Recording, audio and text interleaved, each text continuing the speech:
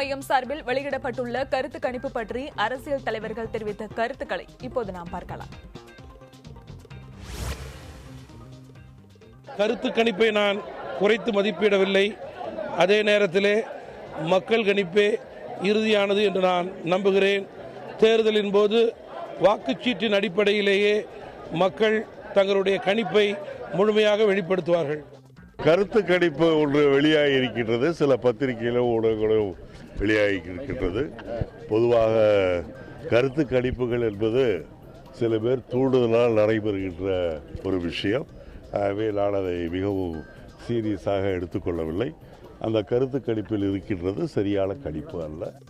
8 மாதங்களுக்கு முன்பாக தமிழக மக்கள் எப்படி தேர்தலை பற்றி ஒரு எண்ணத்துக்கு வருவார்கள், வரவே மாட்டார்கள். அப்படி இருக்கின்ற பொழுது தங்களுடைய உள்ள உணர்வுகளை தமிழக மக்களுடைய வாக்காளருடைய உணர்வாக கருதி ஒரு கருத்தை உருவாக்குவதற்கு உண்டான முயற்சிகள் நடக்கின்றன.